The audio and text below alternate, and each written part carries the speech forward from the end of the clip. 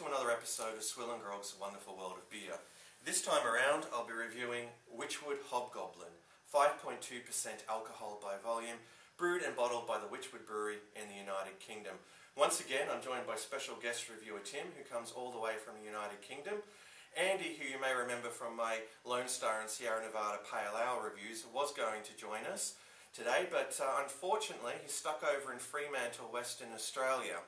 Hopefully he'll be back in time for our Old Tom with Ginger review tomorrow. Tim, I believe that over in the UK you actually live quite close to the Wychwood Brewery. Yes, I do. The Wychwood Brewery is in Witney in Oxfordshire, which is about 40 minutes drive from where I live, next door in Gloucestershire.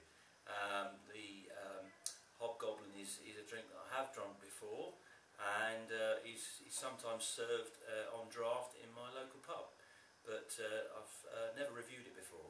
I think it's high time we open these lovely 500ml bottles of Hobgoblin and made an assessment of this highly regarded ruby beer. Okay, I've got the trusty BB Barfly bottle openers. There you go, Tim. That cap just went flying.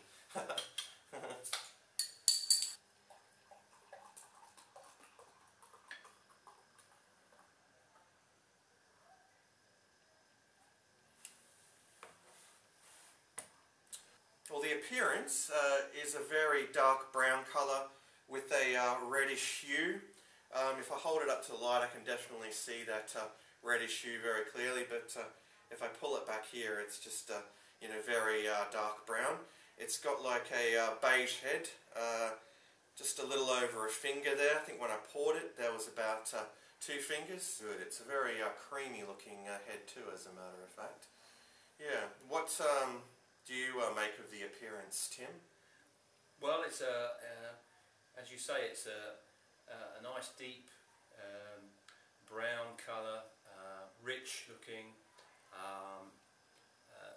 you know, a nice creamy head. I'll agree with you there. So yeah, looks pretty good to me. Okay, onto the aroma. I'm picking up a lot of malt there, some toffee.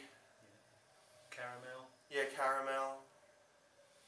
There's maybe a very faint smell of citrus or something fruity there. What do you make of the aroma? Well, toffee, caramel, the malts are, you know, very rich, rich and fruity.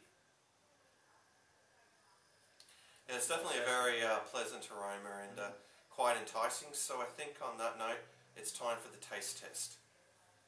Cheers to you all.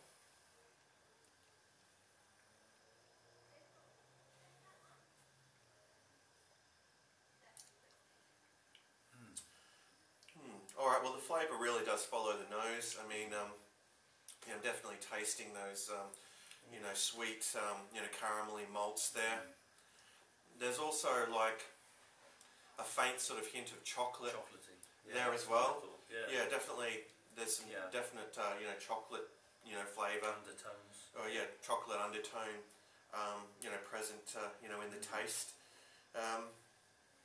Yeah, and the finish is quite dry. There's a sort of sourness, in fact, that does sort of linger in the palate. But yeah, I mean, it does balance out very nicely. Yeah, I mean, it's got a bitterness, you could say, that's you know, quite moderate, but yeah, I mean, very pleasant though. But it's definitely very pleasant.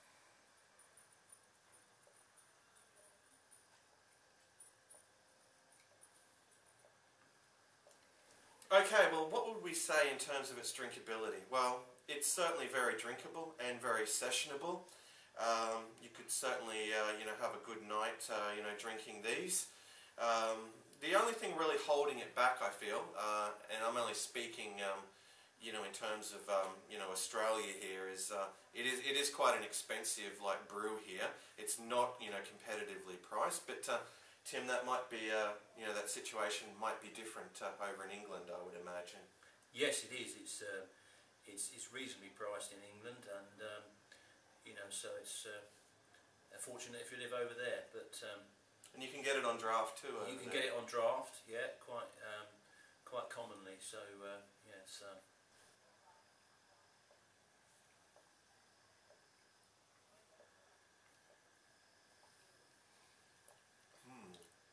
Well, it is like a really delicious beer, full of lots of complex flavours. I'm really enjoying this immensely. It's a real treat actually, and yeah, look at how nicely it's lacing the glass there too. Yeah, that's definitely the sign of a quality beer. And what would your final thoughts be, Tim, before we give it a score out of 10? Well, it's a drink I'm familiar with already, and I've always thoroughly enjoyed it, and we'll continue to drink it back in England. Score-wise for me, I think I'm going to say a 9.5 out of 10. Yeah, I'd have to agree actually. I think it's definitely deserving of a 9.5 out of 10. Yeah. Alright, so it's unanimous. Wychwood Hobgoblin gets a 9.5 out of 10. Once again, that brings us to the end of yet another SwillinGrog beer review. Hopefully next time we'll be joined by Andy, but I guess time will only tell. Alright, so thanks for joining us, and until next time, fare thee well. Fare thee well.